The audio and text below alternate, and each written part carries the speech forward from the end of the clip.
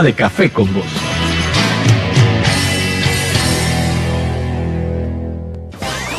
El segmento Sin Tapujos es patrocinado por Mi Crédito. Crecemos juntos. Sin Tapujos. Acá estamos, amigos que nos siguen, amigos que nos ven y que nos escuchan por medio de las redes sociales y a través de esta red de emisoras que encabezan Radio Universidad, Radio Rumbos, La Costeñísima, Radio Darío en León y toda la gente que está siempre conectado con nosotros a través de las redes sociales. Acá dice un mensaje, dice el doctor Delgado que nos estaba escuchando. Voy a leerlo porque me parece que, pues, dependiendo de él, siempre me halaga el doctor Delgado. Dice por acá: felicidades por este editorial, necesitamos más periodistas como usted, profesionales, con equilibrio, criterio, sin juzgar, solo con el análisis de la noticia y con la oportunidad de que su audiencia participe. Gracias, doctor. Saludos a Miguel Pastrana, buen día de Oklahoma siempre, Miguel está por ahí. Roberto Huerta, felicidades por el programa, Roberto Huerta Aburto. Aquí está con nosotros Leonardo Labarca, investigador que le da seguimiento al tema de presupuesto desde el IEP, y está con nosotros Alex Bonilla, que es especialista en temas de educación del mismo Instituto de Estudios Estratégicos y Políticas Públicas. Los invitamos porque se acuerdan que la semana pasada hablamos de los términos generales, la presentación del presupuesto, cuánto era, las asignaciones que se habían dado a los sectores más importantes, porque por la sensibilidad que tienen: educación, salud, policía, defensa, etcétera. Pero vamos a hablar de educación esta vez. Bienvenidos a ambos. Bienvenido Leonardo, bienvenido Alex. Buenos días. ¿Cómo le gusta el café? Cafecito con vos. Leonardo dice que con vos, pero más cargado también. Sí, sin azúcar. Y sin azúcar. Leonardo, comencemos con vos. Un poco más de 80 mil millones es el presupuesto. Se habla de que el 33% más o menos destinado a temas o a las áreas sociales. De eso, una gran parte, un gran grueso de esto en el sector educación y salud. Si hablamos de educación, que es el tema que nos ocupa, ¿por dónde anda ese monto y cuánto significa en relación al año pasado? ¿Hay aumentos, hay disminución? Y si hay aumento, ¿qué áreas se priorizan? Okay. Ha sido característico que desde casi siempre el presupuesto sea entre un 50 y un 55% dirigido al sector social, que serían educación, salud, servicios comunitarios, entre otros. Y pues educación, el que se lleva el 23%, en 2017 va a ser el 23% del presupuesto. Educación, estamos hablando Minet, universidades y todas las asignaciones que van para educación técnica. Ahora agregaron algo sobre formación policial que va para el gasto de educación, entonces ahí está esas partidas. Como te digo, el 23% del presupuesto, al Minet de ese 23%, se le va a asignar, bueno, son 70.82%, luego está el 26% con las universidades, y todo eso son 13.048 millones de córdobas que va para, 18.425 millones de córdobas que va para el sector de educación 18 pública. Sí, 18.425.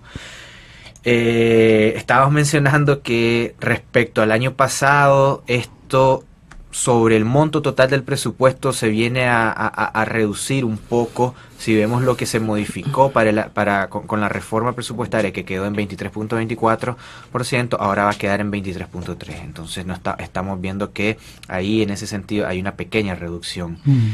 Ahora, lo que también podemos notar es que dentro del Ministerio de Educación hay reducciones para el programa de educación secundaria y para el programa de educación preescolar.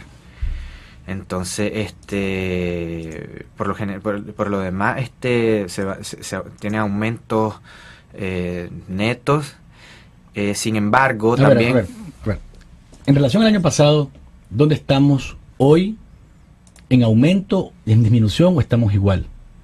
En términos generales. En términos generales se aumenta. Ok, pero hay áreas específicas donde más bien se disminuye. Sí, secundaria y preescolar. Eso. Okay. Si hablamos sobre el esfuerzo presupuestario, que cuando lo vemos desde la manera del porcentaje respecto al total del presupuesto, ahí es donde te digo que de educación sufre una disminución de 23.24 a 23.04. Entonces, por su parte también educación técnica, por ejemplo, el INATEC sufre una pequeña reducción. Y también el INTECNA. Entonces, sin embargo, todavía eso sigue siendo, en el monto total podemos ver que hay un aumento siempre en educación. Alex, de acuerdo a tu experiencia, al estudio, seguimiento que se le da al área específica de educación, ¿qué consideraciones tenés alrededor de los montos, alrededor de ese sube y baja? Porque es lo bueno de entrarle en detalle a lo que se nos presenta como pasos positivos, que es que, bueno, se aumenta en términos generales el monto presupuestario, pero cuando comenzás a ver el detalle, efectivamente te encontrás con que hay partidas que más bien afectan o que se convierten o se hacen, los tropiezos que tenemos se vuelven más grandes cuando ves que se disminuye en esa área la cantidad de presupuesto que se está destinando. Buenos días, Luis, buenos días a la audiencia del programa.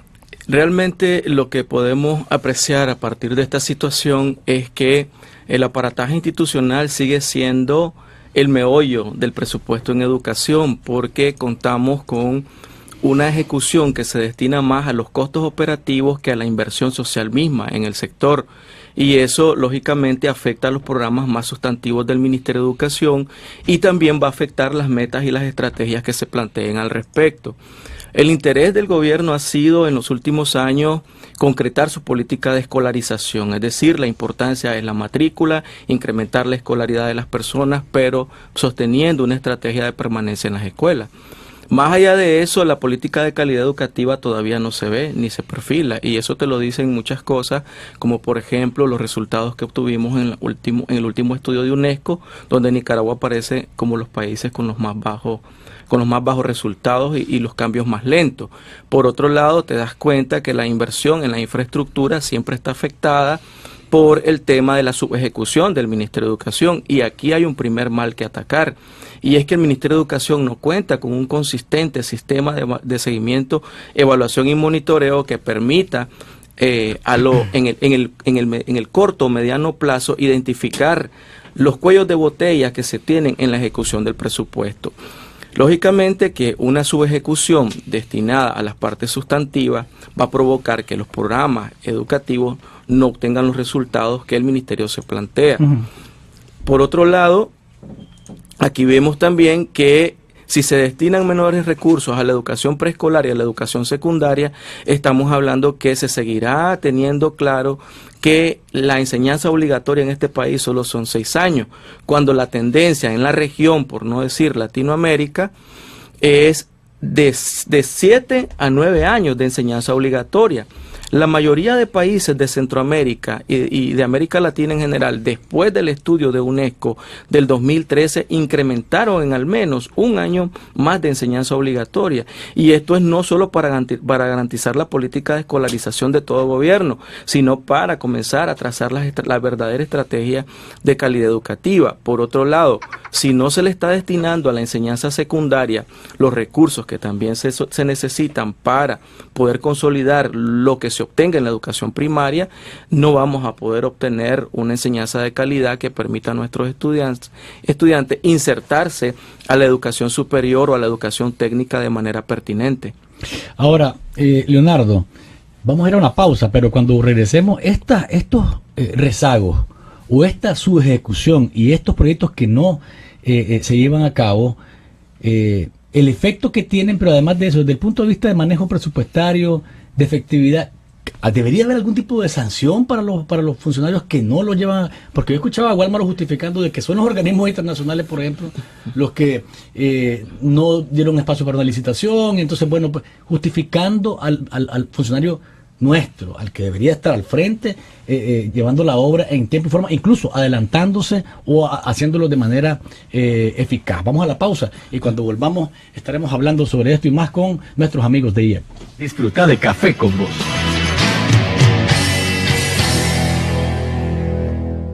Presentamos Payphone, una novedosa forma de pago en una nueva aplicación gratuita que podrás utilizar desde cualquier smartphone para comprar y pagar con tus tarjetas de crédito y débito en comercios afiliados sin la necesidad del plástico. Descarga el app Payphone y registra tus tarjetas de crédito y débito para realizar tus pagos. Fácil, cómodo y seguro. Tranquilo, estás con Banpro. Premia Banpro sí te premia. Gana y elige una SUV, 2 pick-up o 1.750.000 córdobas. Por cada 100 córdobas de compras con tus tarjetas de crédito y débito, acumula una acción electrónica y doble acción al pagar por telepagos 1-815-30 y participa en la rifa. Premia Banpro sí te premia. Aplican restricciones. Promoción válida del 1 de octubre al 31 de diciembre del 2016. Banpro, Grupo Promérica.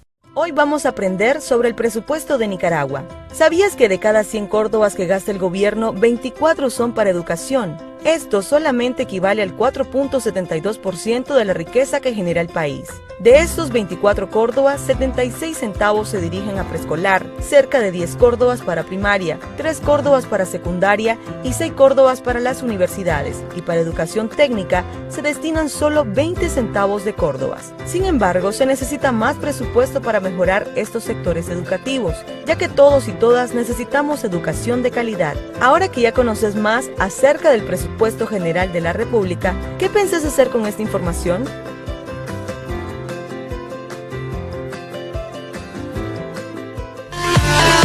En Radio Universidad somos Información, deportes, cultura, medio ambiente.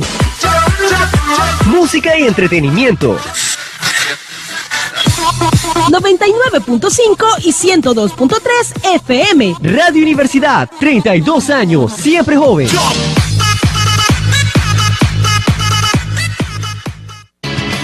Disfruta de Café con Vos. Acá estamos de regreso, amigos que nos ven y que nos escuchan. Quiero saludar a Miriam Juárez, que en el Facebook de Café con Vos dice: Luis, saludos desde Boston. Feliz conectarme en vivo nuevamente. Gracias, Miriam, por estar con nosotros. Estamos conversando con Alex Bonilla y con Leonardo Labarca, ambos del Instituto de Estudios Estratégicos y Políticas Públicas, IEP, sobre presupuesto. Estamos dedicándole un tiempo de la semana al tema del presupuesto que está en discusión en la Asamblea Nacional. Este programa es relacionado con el sector educación y su asignación presupuestaria para el 2017. Te decía la subejecución. ¿Qué significa eso? Y la justificación que hay, que bueno, a veces los organismos son los que están, los organismos internacionales que financian los proyectos, son los que atrasan la ejecución. ¿Es válido este argumento, Leonardo? La verdad que los procesos de estos organismos internacionales, uno se tiene que adaptar, definitivamente, se tiene que adaptar y cumplir con los procesos para que se pueda ejecutar.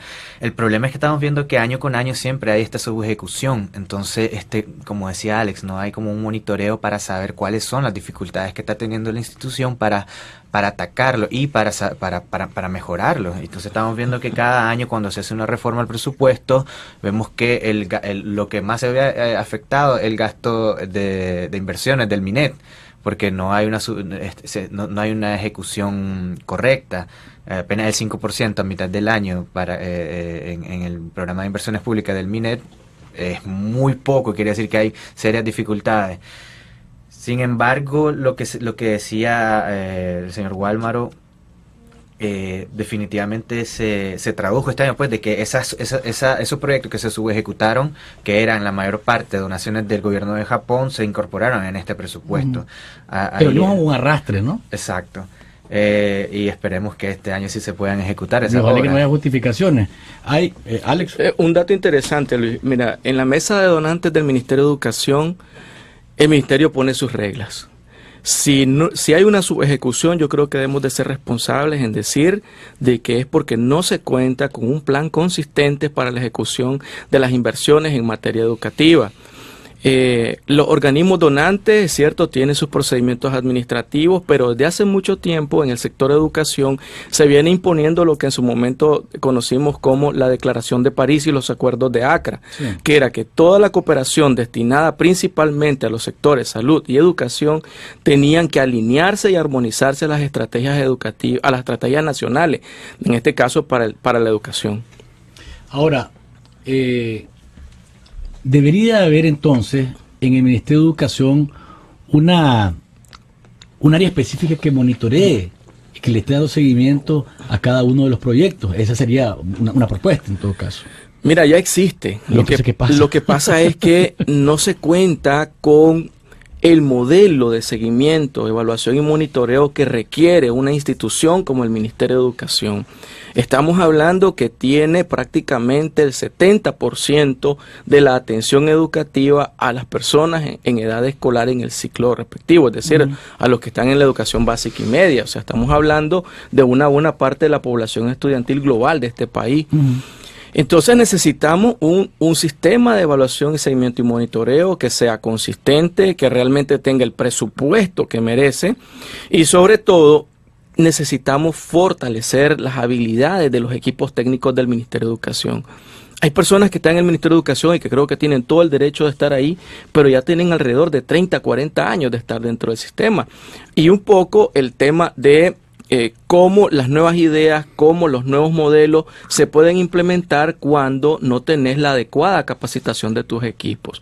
Yo te puedo decir desde el punto de vista del acompañamiento pedagógico a los maestros en el aula, el modelo sigue siendo el mismo de los años 80, o sea, te acompañas al maestro y llegas a fiscalizarlo cuando lo que esperas es que el docente reciba orientaciones de cómo mejorar sus procesos de enseñanza.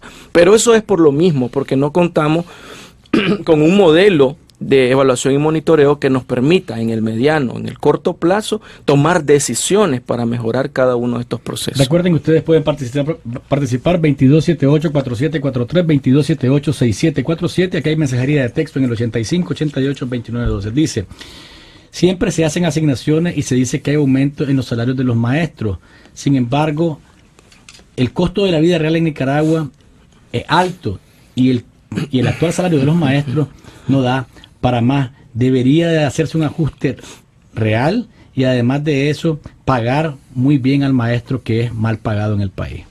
Amigo. Mira, en el tema del salario del docente, pues seguimos en las mismas, ya esto no es de estos últimos años, esto ya tiene alrededor de... Pero ha habido un aumento. Ha habido aumento, pero ese aumento... Si lo comparamos con el 2007, ha habido un aumento. Ha habido un aumento y nosotros reconocemos que hay un aumento. Ese aumento ha sido nominal. En los últimos 10 años, pues, ¿cómo se ha venido incrementando el salario de los maestros? Creo que es una cosa que debemos de reconocer, pues. Claro, lo que pasa también es que recordar que hace unos años... El costo de la vida también se encarezca, pues lógicamente también tiene un efecto, pero de que hay una mejora. Claro, hay un incremento.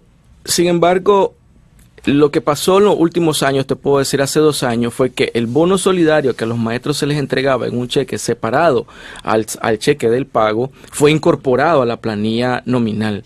Entonces, esto provocó un aparente crecimiento del salario del docente, pero como ya cambian de categoría por el devengado, entonces viene toda la aplicación de impuestos. Los docentes resienten de eso porque había una práctica de entregarle un beneficio sin impuestos.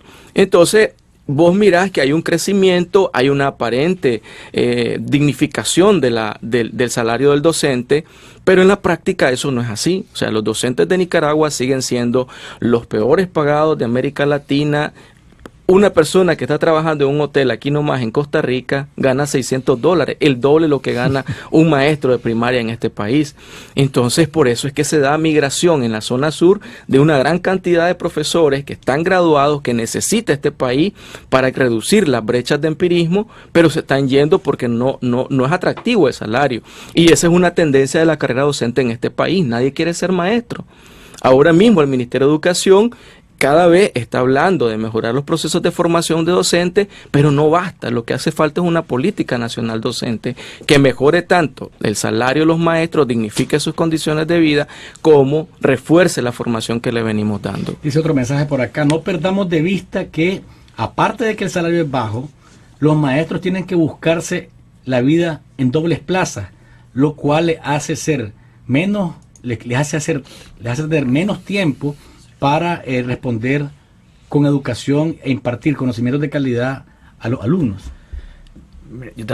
Yo creo que el problema también de los salarios es como, o sea, estamos insertados en una economía internacional y también las recomendaciones, por ejemplo, hace tiempo el Fondo Monetario dijo que el problema de subirle mucho el salario a los servidores públicos es porque también los demás sectores económicos van a pedir aumentos de salario y por ende no se va a poder justificar con el aumento de la economía. Entonces también vemos que hay un cumplimiento con lo que dice también el FMI. Entonces eso es lo que uno ve reflejado en el presupuesto, que no se le está aumentando mayormente el presupuesto para salario de los maestros, y por ende no podemos ver que los maestros estén mayormente motivados para dar mejores clases. Por ejemplo, hablábamos dentro del IEP que un profesor, y esto me lo puede decir mejor Alex, no puede tampoco formarse fuera del sistema público, teniendo o adquiriendo algunos cursos para mejorar su calidad. Entonces, porque también el mismo salario no les da para hacer eso. Dice por acá Huehuense, que siempre está en sintonía nuestra a través de @café con Voz D, nos manda un mensaje que dice: ¿es posible saber en la historia de Nicaragua cuánto se ha invertido en educación y represión desde 1858? No creo que haya una comparación en número de eso, pero bueno, interesante. Y dice por acá: si hay 8 médicos por cada 10 habitantes, ¿cuántos maestros por estudiantes en el sistema público? Por cada docente en este país hay un promedio de 55 estudiantes. Yo creo que aún cuando se tienen todas estas limitaciones de eficiencia y de eficacia del sistema, contamos con una planta docente que perfectamente puede atender la matrícula. Por eso es que de repente se puede interpretar de una manera correcta el hecho de que el Ministerio de Educación en los últimos años no quiera incrementar las plazas docentes en un número significativo. Pero eso también tiene que ver con otro efecto que vamos a ver en este o en el próximo año. Y es que el Ministerio de Educación está en una crisis de la fuerza laboral, porque una buena proporción de los maestros y maestras en ejercicio están en periodo de cesantía. Sí. Entonces no hay una estrategia que nos permita establecer un relevo generacional de toda esa parte de la planta docente que está por salir, pero que es importante verlo a tiempo, porque esto no es paliativo, esto tiene que ser estratégico en términos de cómo va haciendo ese relevo. Por otro lado, un relevo no planificado te puede provocar que la política de escolarización tienda a verse impactada de forma negativa por la deserción de estudiantes a falta de maestros para las plazas que necesitan y para las escuelas que se van creando en este sentido, sobre todo en la zona rural, porque también hay que decirlo, en la zona rural la atención a la escolarización ha mejorado. No sí. Así a la calidad, donde se han estado implementando estrategias que a nuestro juicio y por todo lo que hemos estudiado alrededor de estas estrategias de enseñanza no son válidas, por ejemplo. Me parece que al menos lo que hemos logrado profundizar cuando uno ve los datos y también habla con la gente y ve las declaraciones de los mismos maestros, es que hay un empeño en mostrar cifras.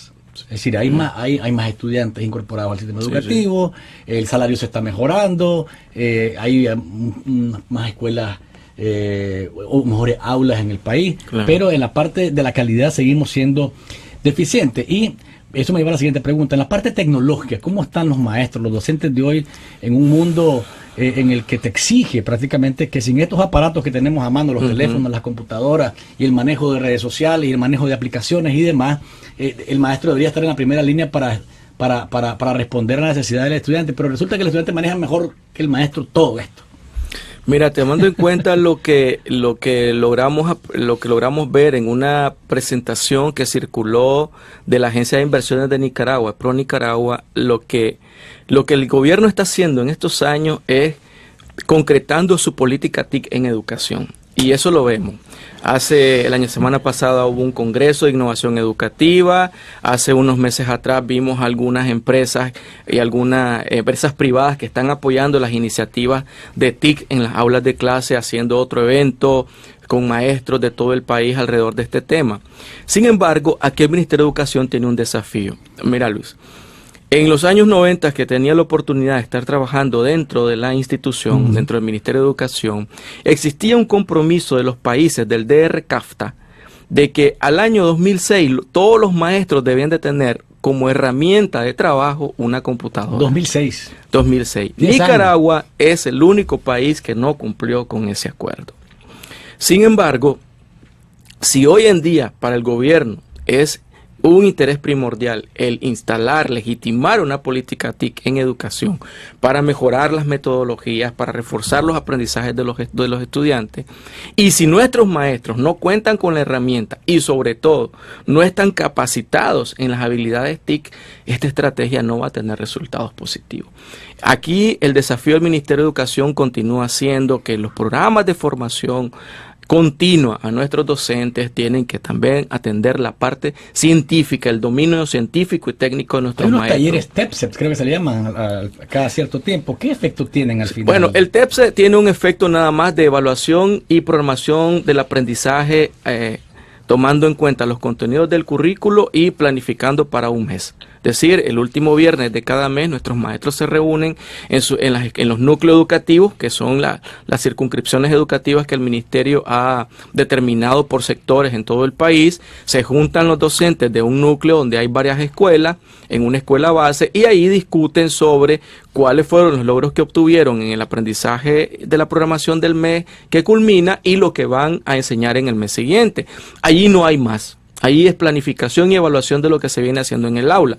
Por eso se están haciendo estos esfuerzos que nos parecen importantes de hacer los congresos, las jornadas, la feria de innovación tecnológica con los maestros y con los estudiantes. Pero si nuestros docentes no están capacitados como se debe, esto no va a tener nada más allá de lo que se está haciendo. No va a haber un efecto en el mejoramiento de la calidad, primero en la calidad de la enseñanza, o sea, mejorar el dominio de cómo enseñar a nuestros estudiantes de una manera más científica y más técnica. Y por otro lado, lo que nuestros estudiantes van a aprender o lo que van a hacer es a seguir utilizando la tablet o el celular como normalmente lo hacen en un parque, con fines recreativos más que educativos. Ahora, Leonardo, si lo ponemos en cifras, el tiempo se nos va acabando, pero para dejar la idea planteada a la gente y que tenga claro el panorama, ¿cuánto se está invirtiendo por cada estudiante en Nicaragua de primaria, de preescolar, por cuánto en primaria, cuánto en secundaria y cuánto en las universidades? Mira, por ejemplo, en 2015, anualmente en preescolar se invierte en 1.771 Córdoba. En primaria, por cada estudiante 7.391 y en secundaria 3.479. Y vemos que para la parte universitaria, según lo que reporta el CNU, fue alrededor de 33.178 Córdobas. Si hacemos un análisis de esos números que acabas de mencionar, se le está dando prioridad a la educación superior y se le da muy poco a la base de la educación, que es preescolar, primaria, secundaria. Claro, aquí es necesario invertir esa pirámide en este país. Vamos al revés, en todos los países del mundo. A ver, Chile ahora mismo, que es el modelo a seguir en Latinoamérica, lo que ha hecho es ampliar los recursos destinados a la educación para los primeros ciclos de la enseñanza, es decir, para la educación inicial, la educación preescolar.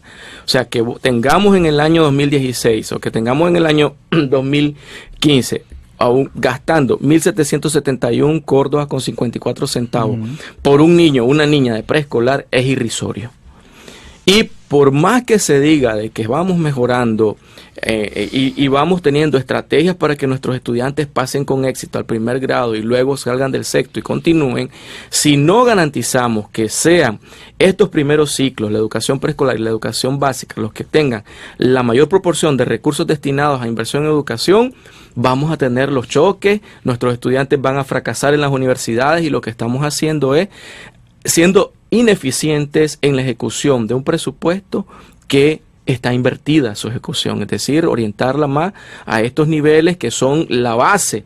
O sea, en la educación preescolar los niños y niñas aprenden a habilidades que van a poner en práctica en la primaria y toda la vida. En educación primaria, ahí se obtiene el conocimiento básico que después pueden transformar en la educación secundaria para que tengan mayor éxito en su educación. La educación secundaria consolida las habilidades que se requieren para ingresar a la universidad. Pero también aquí, Luis, recordemos que Nicaragua tampoco ha hecho mucho énfasis en la formación vocacional. Entonces, encima de que no invertimos en los ciclos de educación preescolar y primaria lo suficiente y necesario, tampoco nos estamos orientando a nuestros estudiantes a que se decidan estudiar, sea en la universidad o sea en la escuela técnica, lo que realmente creen que pueden desarrollar como una habilidad. Eso es lo que necesita el país, pues, porque yo veo que hay un montón de abogados, aquí hay más de 20.000, 25.000 abogados aquí, ¿verdad? Y uno dice, ¿para qué tanto abogado? Y un montón de carreras técnicas. Pero eso precisamente es, Luis, eso es falta de una formación vocacional adecuada, y eso te lo tiene que dar la escuela secundaria. Leonardo. Sí, mira, yo creo que aquí, si no vemos a la par de una mejora en los niveles de educación y en la calidad de la educación, con una mejora del presupuesto que se mire significativamente en esos porcentajes que vemos, por ejemplo, que aumente la inversión en educación como porcentaje del PIB, que ahorita estamos en el 4.3%, a un 5-6%, ahí sí vamos a ver verdaderos cambios, pero no lo estamos viendo. Llevamos desde el 2002, tenemos 3.09% se invertía en 2002 y 4.39% ahorita se proyecta para 2017. Sin embargo, no vemos ese crecimiento real. Siempre se ha hablado que lo ideal es el 7. Exactamente. Por ejemplo, las comparaciones son feas, pero Costa Rica invierte el 7%. Las referencias son necesarias. Costa Rica invierte más del 7% en educación, entonces ahí vemos bastante la diferencia. Y la otra cosa es que el gobierno también dice que hay un problema con el aumento del gasto total. Y este aumento no se va a poder hacer si no se hace una verdadera reforma tributaria. Estuvimos hablando el programa pasado. Si no se hace una verdadera reforma tributaria en la cual los sectores que no pagan lo suficiente empiecen a pagar más, produzca que se aumente más el gasto, no se va a producir todavía. Y si el gobierno no lo realiza, vamos a quedar estancados todavía. Entonces la otra parte es distribuir mejor el presupuesto, el gasto total.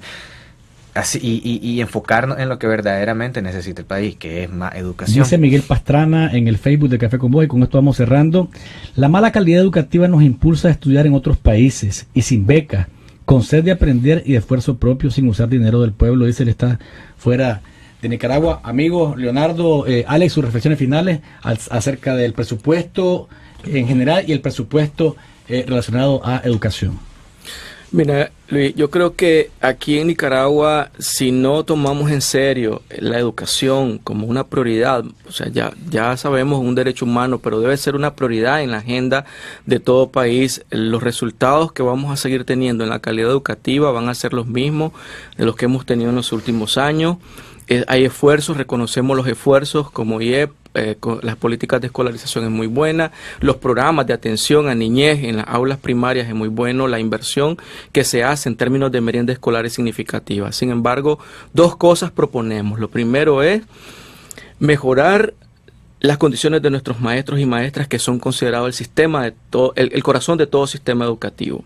Entonces, una política nacional docente, Nicaragua es el único país que no la tiene en Centroamérica, es urgente y necesaria para dignificar las condiciones de vida de los maestros y para mejorar la formación inicial y continua de los mismos.